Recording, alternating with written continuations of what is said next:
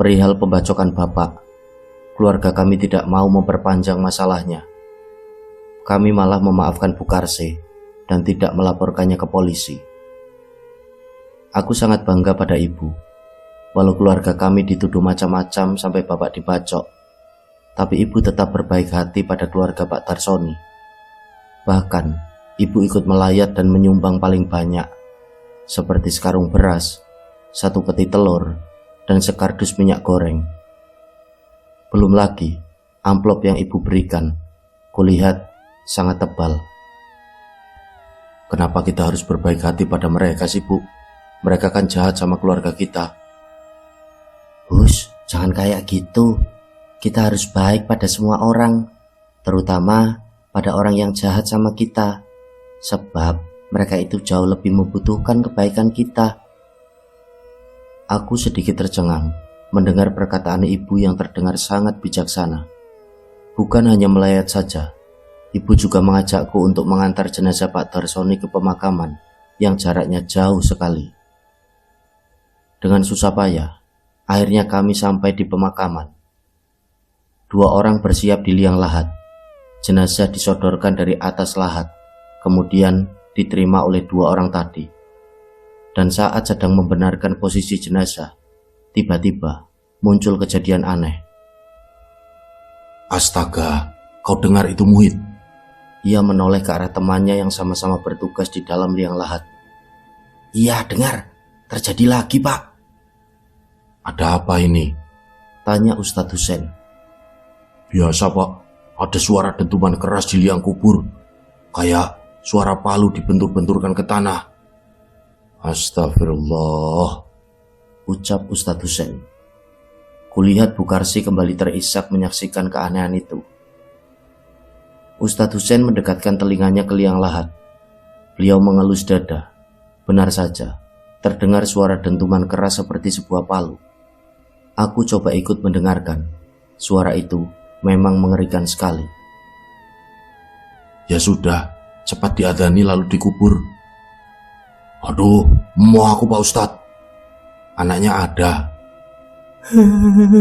Kami tidak punya anak, Pak, ujar Bu Karsi sambil menyeka air mata.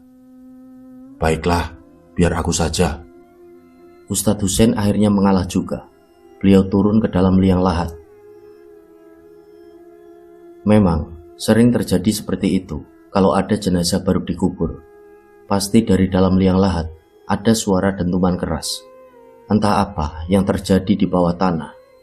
Dulu aku sering berpikir, pasti malaikat sedang menyiapkan pukulan terbaiknya untuk menyiksa jenazah.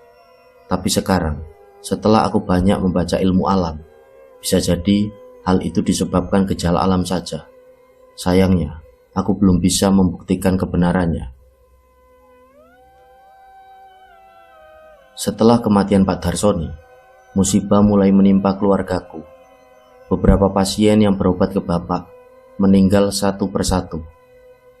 Memang tidak semua, tapi sudah ada 5 orang meninggal setelah mengunjungi pengobatan Bapak. Aku heran, kenapa hal ini bisa terjadi? Orang-orang kampung mulai berdemo di depan rumahku, meminta agar praktik pengobatan dihentikan. Ibu berbicara pada Bapak. Pak, apa kita tutup saja pengobatannya? Aku tidak tahu, Bu. Kalau ditutup bagaimana lagi aku menafkahi keluarga? Ya kita balik lagi kayak dulu, Pak. Jualan mainan dan Ibu jualan gorengan. Bapak memang sudah 2 hari tidak membuka praktik karena didemo habis-habisan oleh warga kampung. Mereka tidak bisa menuntut Bapak karena tidak ada bukti yang kuat. Tapi warga yakin kalau Bapak adalah biang keroknya. Mereka menyebut kalau ilmu yang Bapak miliki adalah ilmu setan yang meminta tumbal pada pasiennya. Namun, aku yakin bukan Bapak pelaku pembunuhnya. Untungnya aku mulai menemukan titik terang saat seorang pasien yang masih percaya pada Bapak datang ke rumah untuk berobat. Bapak sudah menolaknya, tapi dia memaksa. Kulihat banyak bisul-bisul kecil yang tumbuh di seluruh badannya. Bisul itu mengeluarkan nanah yang berbau busuk. Bapak bilang kalau pasiennya ketempelan jin yang jahat. Lagi-lagi, dengan sekali semburan sakti Bapak, pasien itu sembuh. Bisul kecil di sekujur tubuhnya saat itu juga kempes. Ia berterima kasih pada Bapak dan memberikan sebuah amplop berisi uang, kemudian pamit. Sesaat sebelum ia pergi, kulihat seorang lelaki tua mendekatinya. Berjalan mereka sambil mengobrol satu sama lain. Mereka semakin menjauh, tapi lelaki tua di samping pasien bapakku terus mengajaknya bicara. Apakah mereka saling kenal? Entahlah, hatiku tiba-tiba curiga. Kematian terjadi lagi. Kali ini, seorang nenek yang berobat sakit gigi ke bapak. Selang 2 hari, ia dikabarkan tewas di atas tempat tidurnya. Aku tidak tahu kenapa waktu itu tidak ada seorang pun dokter atau perawat yang memeriksa penyebab kematian si nenek. Ia dikubur begitu saja dan menyalahkan bapakku. Aku sangat takut kalau sampai ada warga kampung yang menyerang keluarga kami. Dan kekhawatiranku benar terjadi. Saat kami sedang nyenyak tidur, sekitar jam 11 malam, sebuah batu besar menghantam kaca rumah kami. Sontak saja, kami sekeluarga terkejut. Adikku bangun dan langsung menangis. Bapak pun berhambur keluar kamar sambil membetulkan sarungnya. Ada apa ini? Apa salah saya? Dukun sialan, pembunuh. Seorang lelaki berbadan gempal menarik Bapak dengan paksa. Kami menangis melihat Bapak tersungkur ke tanah. Mereka memperlakukan Bapak seperti binatang. Diseret paksa oleh 3 orang lelaki.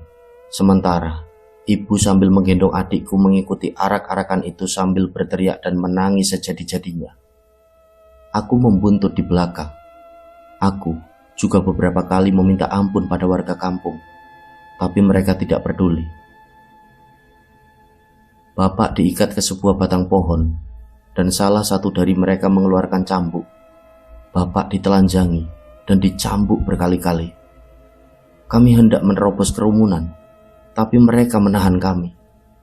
Bapak berteriak kesakitan, tapi orang yang mencambuk Bapak seolah tidak punya belas kasih. Hingga akhirnya suara sirine mobil polisi datang. Mang Roi menjadi penyelamat Bapak. Beliau segera menelpon polisi untuk membubarkan penyiksaan terhadap Bapak. 3 orang provokator dibawa ke kantor polisi. Aku sangat bersyukur atas kehadiran Mang Roi malam itu. Beliau memang tidak tinggal sekampung denganku. Beliau tinggal di kampung seberang, dan kebetulan malam itu hendak mengunjungi Bapak.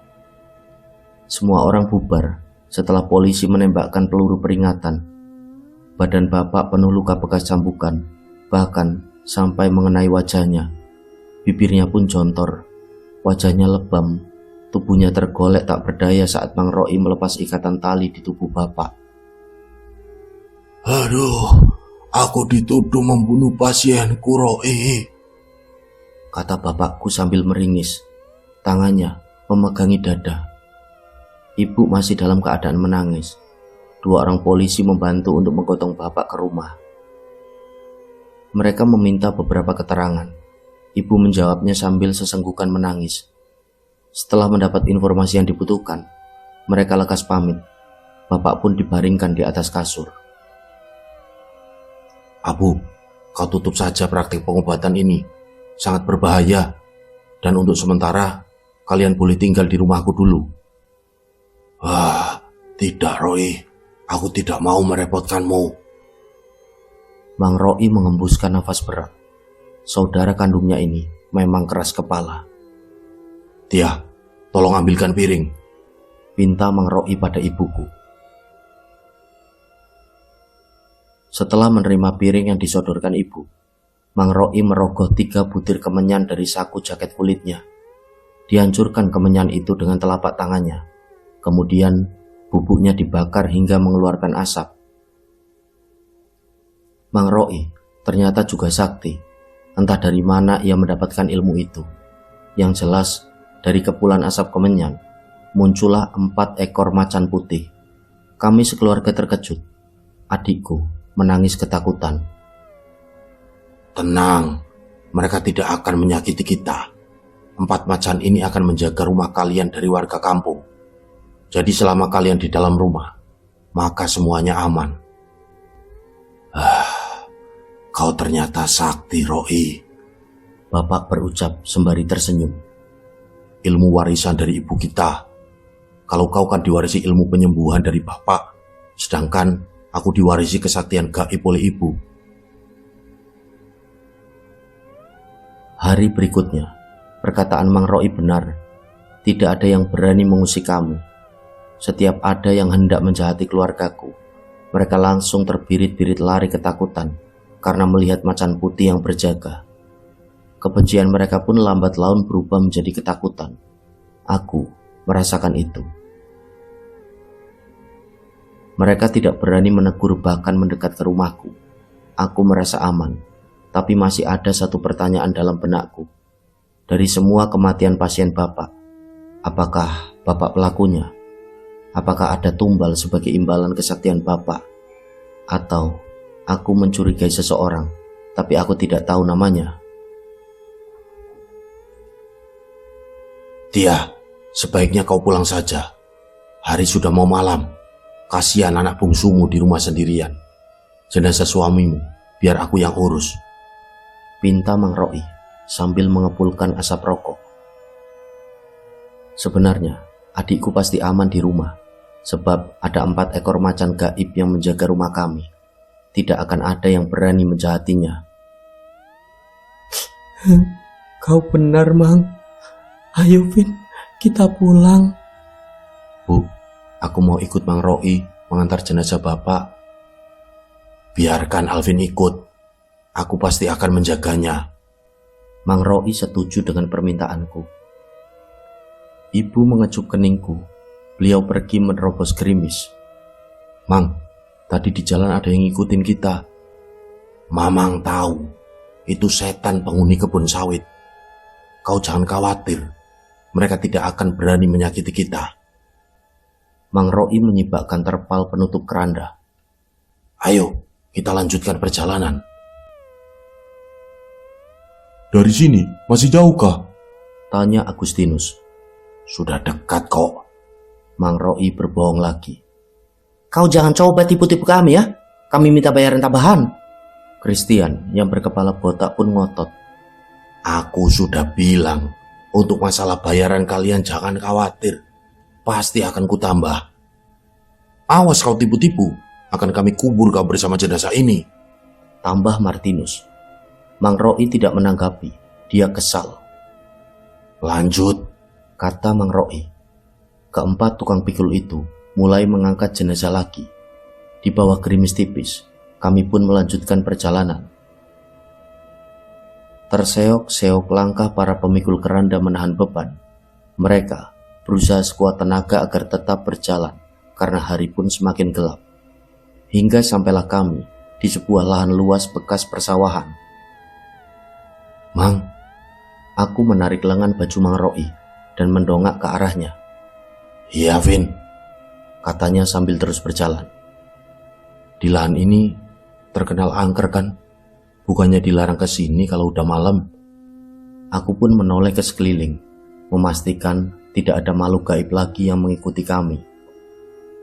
Tenang saja, Vin. Mereka tidak akan jahat sama kita selama kita tidak mengusik mereka. Baru saja Mang Ro'i selesai bicara, tiba-tiba Agustinus dan Christian yang memikul di bagian depan berhenti seketika. Kau ini kenapa berhenti, Dinus? Tanya Bertus yang memikul di bagian belakang. Hoi, kalian kenapa, Nada bicara Martinus meninggi. Kulihat wajah mereka berdua pucat, tatapannya kosong. Melihat keadaan itu, Mang Ro'i langsung berkomat kamit membaca mantra. Aku yakin kedua lelaki timur itu pasti kesurupan. Tapi bukannya sembuh, mereka berdua malah membanting keranda, berteriak-teriak tidak karuan, lalu berkelahi satu sama lain. Mang Ro'i dan kedua lelaki timur lainnya mencoba melerai perkelahian, tapi saat hendak mendekatinya, kami semua terpental. Mang Roi meraih senter yang terjatuh di semak-semak. Ia menyorotkan cahaya ke arah perkelahian itu. Kulihat wajah mereka berdua berdarah, saling tinju satu sama lain. Christian meraih sebatang kayu runcing dan dengan beringas menusukkannya pada leher Agustinus. Temannya itu pun mati. Semuanya menjauh, Pinta Mang Roi. Sebab Christian terlihat mendekati kami sambil membawa kayu runcing. Ini kenapa? Martinus ketakutan. Kita pulang saja, kita pulang saja. Bertus malah sudah lari ketakutan. Hei, tunggu! Mang Roi meneriaki Bertus. Martinus ikut berlari. Dia bahkan merampas senter dari tangan Mang Roi dan kabur begitu saja. Sementara Christian yang masih dalam pengaruh setan terus mendekat ke arah kami. Tanpa diduga-duga, dia malah menusuk perutnya sendiri dengan kayu runcing itu. Darah kental dimuntahkan dari mulutnya. Masih ada saja pasien yang datang ke rumah Bapak, walau kondisi Bapak belum sembuh total. Pasien laki-laki itu sekiranya berumur 24 tahun. Ia bilang, sudah 1 bulan sakit kepalanya tidak sembuh-sembuh. Kami sekeluarga mengatakan kepadanya, kalau praktek pengobatan sudah ditutup dan tidak akan dibuka lagi. Dengan kecewa, dia pamit dari rumahku. Tapi, lagi-lagi dari balik jendela, kulihat seorang lelaki tua mendekat kepadanya dan mengajaknya bicara. Aku penasaran, kemudian mengikuti mereka. Sesekali aku bersembunyi di balik pepohonan agar tidak ketahuan. Lelaki tua yang mengenakan belangkon itu mirip dengan yang kutemui beberapa hari lalu di belakang rumah. Ia membawa pasien yang ditolak oleh Bapak ke sebuah rumah bilik. Perlahan aku mendekati rumah bilik itu. Aku mengintipnya dari celah bilik rumah karena penasaran dengan apa yang akan dilakukan lelaki tua itu. Duduklah, aku bisa menyembuhkanmu, ujar lelaki tua itu. Benarkah? Tanya lelaki muda, wajahnya terlihat bahagia. Iya, kau terkena gangguan jin jahat. Lalu lelaki tua itu pergi ke dapur. Segera, ku cari lubang bilik lainnya agar bisa melihat lelaki itu. Kulihat ia menuangkan air putih, lalu menaburkan serbuk putih, entah apa. Namaku Abah Mian. Aku juga seorang tabib. Jadi, kau jangan khawatir. Penyakitmu pasti sembuh. Ini diminum dulu. Sudah kubacakan mantra. Abah Mian menyodorkan air putih. Aku Maksum, Bah. Aku sangat berterima kasih atas kebaikanmu, kata Maksum sambil meraih segelas air. Maksum meminum air pemberian Abah Mian. Ia terlihat baik-baik saja. Sekarang kau boleh pulang. Ini uangnya, Bah. Sudah kau simpan saja. Hah? Gratis, Bah? Abah Mian mengangguk. Lelaki itu lantas pamit dan mencium tangan Abah Mian. Besoknya aku dengar kabar dari kampung sebelah kalau Maksum meninggal dunia. Aku yakin kalau bubuk putih yang ditaburkan Abah Mian itu adalah racun, dan dialah yang memfitnah bapakku sebagai pembunuhnya. Belakangan aku tahu, dia memang seorang tabib pengobatan alternatif yang sepi pelanggan semenjak pengobatan bapakku tersohor. Ia sengaja memfitnah bapakku agar tidak ada lagi yang mau berobat. Pak, kemarin aku ngikutin kakek-kakek, namanya Abah Mian. Dia bawa pasien yang kita tolak, dan akhirnya meninggal pasien itu di rumahnya. Alvin lihat dia ngasih minuman racun ke pasien kita. Kayaknya dia juga yang bunuh pasien-pasien kita dulu. Hos, Alvin, jangan asal tuduh. Bahaya kalau tidak ada bukti. Buktinya Alvin lihat sendiri, Pak. Kamu itu masih anak kecil, Vin. Mana ada orang kampung yang percaya sama omongan kamu. Yang ada malah jadi fitnah nantinya. Iya, Pak. Maafin Alvin, Pak. Alvin takut. Ku peluk tubuh ayahku yang penuh dengan benjolan bekas luka cambuk. Tenang saja. Ada makhluk gaib Mang Roi yang jagain rumah kita. Jadi kita akan baik-baik saja. Sehari setelah percakapan itu, Bapak meninggal secara misterius. Luka cambuknya sudah sembuh. Beliau tidak pernah mengeluh karena penyakit dan tidak ada kecelakaan apapun. Beliau meninggal begitu saja di atas tempat tidurnya. Kami sangat terpukul waktu itu. Aku ingin sekali mengusut tuntas siapa sebenarnya Abah Mian. Dia adalah kunci dari semua jawabannya. Terpaksa, Mang Roi harus membopong jenazah Bapak. Kami masih harus menyeberang sungai untuk sampai ke pemakaman. Untungnya, handphone jadulnya milik Mang Roi ada senternya. Aku bertugas menerangi jalan. Dan dari kejauhan, kami mendengar gemuruh air sungai. Ayo Vin, percepat langkahmu. Iya Mang. Sesampainya di tepi sungai, kami mencari bagian yang dangkal dan langsung menyeberang. Kulihat kain kafan Bapak basah. Dan setelah menyeberangi sungai, kami pun melanjutkan perjalanan. Kulihat Mang Roi susah payah membopong jenazah Bapak. Dan setelah berjalan cukup jauh, Mang Roi meletakkan jenazah Bapak di atas rerumputan. Istirahat dulu, aku lelah, kata Mang Roi. Nafasnya terengah-engah. Mang Roi kembali mengatur ritme nafasnya. Aku melihat sekeliling. Kami masih berada di lahan luas. Mungkin dulunya bekas persawahan. Ya sudah, kita lanjut jalan lagi. Lagi-lagi, Mang Roi menyuruhku untuk mempercepat langkah karena gerimis mulai berjatuhan. Beliau bahkan berlari kecil agar segera sampai ke pemakaman. Hujan semakin lama semakin deras. Kami basah kuyup dan tiba-tiba kaki Mang Roi tergelincir. Jenazah Bapak pun jatuh ke tanah. Kulihat kepala Mang Roi berdarah karena terbentur sebuah batu. Beliau pingsan seketika. Mang. Aku mengguncangkan tubuhnya, tapi beliau tetap tidak sadarkan diri. Tidak ada pilihan lain. Aku harus tetap mengubur jenazah Bapak. Kali ini hanya tinggal aku sendirian. Kuseret sekuat tenaga jenazah Bapak. Sesekali berhenti untuk mengatur nafas.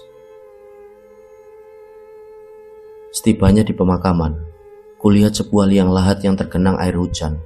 Air hujan itu hanya semata kakiku. Malam itu di bawah hujan deras, aku mengubur jenazah Bapak. Ku dengar suara benturan keras dari dalam tanah, tapi aku tetap menghiraukannya. Hal itu sudah biasa terjadi. Bapak pun kukubur tanpa diadzani karena memang aku tidak bisa adzan.